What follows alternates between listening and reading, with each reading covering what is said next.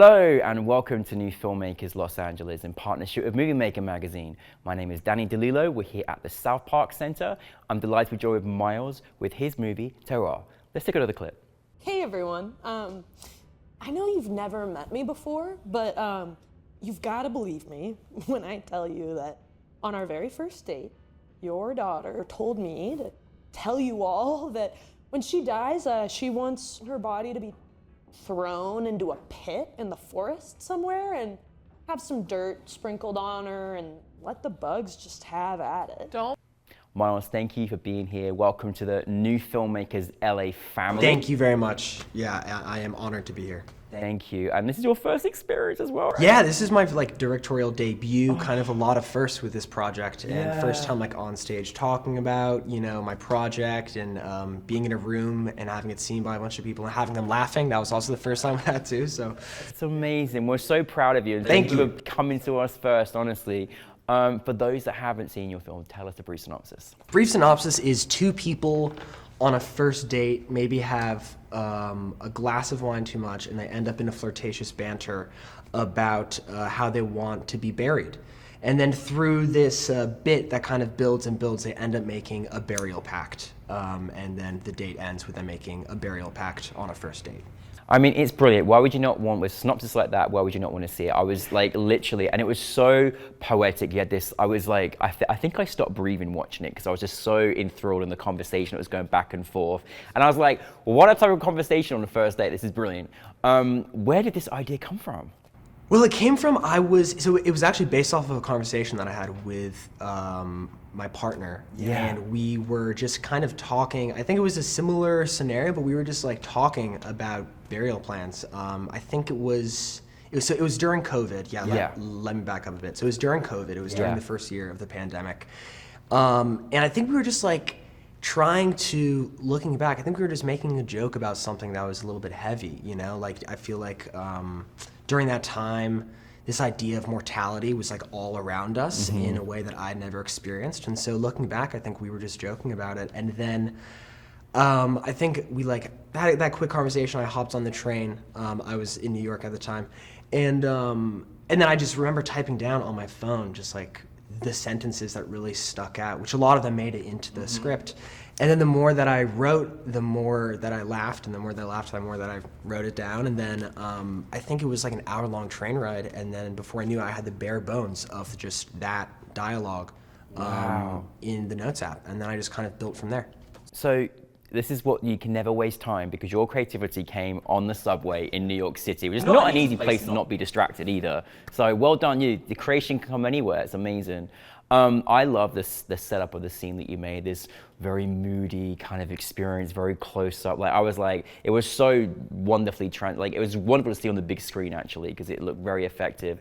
How did you kind of know how you wanted the film to look? And also there was very intentional like movements with the camera, which I really, really loved as well, which kind of made you feel like you were the third person there. Yeah, well, I think how I wanted it to look was that, because I have a background in theater, so I was a lot more confident with the dialogue portion of it, but then as far as like planning out a shot list and crafting that, I mean, of course I had done many working on other projects, but when it comes to your own, it feels like the stakes are higher. Yeah. And so what I did was I just rewatched like every movie where I could remember a dinner scene or just any scene over a table where I felt moved, and I just drew from that. So I rewatched My Dinner with Andre probably about 10 times, and then kind of just got a feel for the aesthetic of it. And then I also was very interested of using like the idea of just a wine bar as the place. And the empty bar was on purpose because we didn't have money to pay for background actors. So I was just thinking, I thought it was on purpose. I loved it. Thank you. Yeah. I mean, I definitely wrote it that way because I wanted it to also be at the end of the day. So we don't really know what the beginning of the conversation was, right? We don't really know how they ended up on talking about death on the first date, but like a couple glasses of wine and they're the last people in the wine bar. It had to go well. Yeah, so absolutely. I felt like it established already a kind of rapport that was a little bit more believable. Yeah, absolutely. And you had great actors. Like, I my know, I goodness was so me. blessed. I was so blessed. And I think as well, especially coming from a theatre background as well, I mean, I think the depth of like what you have to do as an actor is so much more wide range, so much more personal, you know, as well. How did you go about directing your actors? Because they did just a great back and forth dialogue with each other. It was really great to watch. Yeah, so my friend Olivia, who the actors don't really have names, but Olivia was the one sitting on the left side. Yeah. She is a phenomenal actress, and I knew since I think I did the first draft of the shooting script, I knew that I wanted her to be the main actress. And so we were able to work through the script together a bit, and she would add some notes and to write a little bit more in her voice, which was extremely helpful. And then we did the audition process, and it was extremely helpful to know one of the actors already, so we could, because it's such a chemistry piece, so it would be hard to try to mix and match like everyone, but the fact that we already had one of the roles cemented meant that I was just able to send out a casting call and then just see just have Olivia read with all the others. And then Evan, who is a phenomenal actress as well, she and Olivia just immediately just had the chemistry. And they were cracking jokes and going a little bit off script. And so from that moment on, I think we just rehearsed. Again, just from my theater background, like I just am all about rehearsal and just trying to get it down and trying to, I think preparation is the best way to set yourself up for success when you shoot. And the more that you know the material, the more you can play off of it too. So we just would rehearse and we would just break it down, you know, just beat by beat and just comb through the script and then also change things where the actors wanted to. And then of course, you know, we in the rehearsal room, we were like, perfect, this is Oscar winning, we're totally set, we're great. And then, you know, when you have one weekend to shoot it, and then suddenly, you know, you can't do entire long takes, you have to break it down line by line. I think, you know, that set up its own challenge, but I think we set ourselves up for success with the amount of rehearsal that we did. No, and you did a great job just directing that whole piece, because it's very hard when you've got two actors that supposedly are like obviously unfamiliar with each other because it's like a first date, but then their connection makes them like very kind of like they're in tune with each other. So you had that kind of, you know, crossroads, which I thought was articulated really well.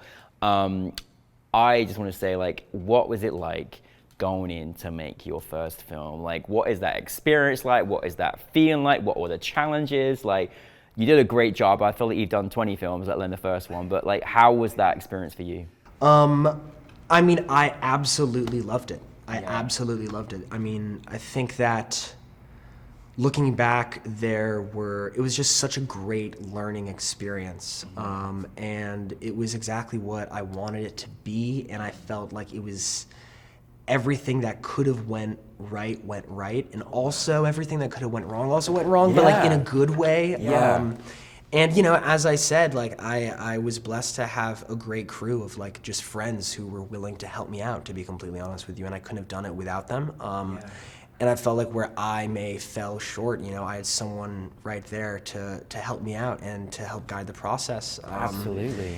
And yeah, Team it is was everything, isn't it? Team is everything. Really is. And we it was really fun because I mean the budget was $500. See, you can make a film with $500. Well, at least you can. Good job. Thank you. Yes. So we had a shoestring budget, and with that budget, we were like, okay, how can we make it look realistic, like a restaurant? So Caleb Brunneman, the producer, scouted the college campuses that were nearby where we were. And there was one corner of this one room that if you put the right lighting on it, it kind of looked like a restaurant if you put some tables in it. So then we were like, okay, great, this is it. So we just got the location down, and then it just kind of went from there, and it just built. So it was really, I'd say production was a series of just very lucky happenings, you know, and most of it was from my crew. And the lighting was very, very good. It was very distinctive in this, you know, sort of low light. I loved how you did that. I even loved just the moment when you brought actually the waiter just like came out of like, oh, there's someone else here. Like it was really cool effects. So, you know, being a first-time filmmaker, it's obviously a lot going through. For all of our budding filmmakers out there, like, how do I make my first film? Do you have any advice? Yeah, I would say just write something that you think no one else could write. You know, I think that's really important when I am writing. I think that, you know, if you just have that as your mindset, then you're gonna write something that is unique to you, and then that's going to speak to your vision as a creative, and that's really the most important thing. I would say is, you know, when you see a piece and you feel like you know the filmmaker, or you feel like you know the crew or the perspective of it, and it's really unique, that's what, you know, that's something that you want to watch again. That's something that you want to share with someone. That's something that you really can connect with. Yeah. So I'd say Great with writing, that's how I go at it. And with production, I just have a great team and just have a great producer, you know, just like, thank you everyone. Thank you to the entire crew. I am forever indebted to you guys. Amazing. Yeah. Okay, Miles, so what's next?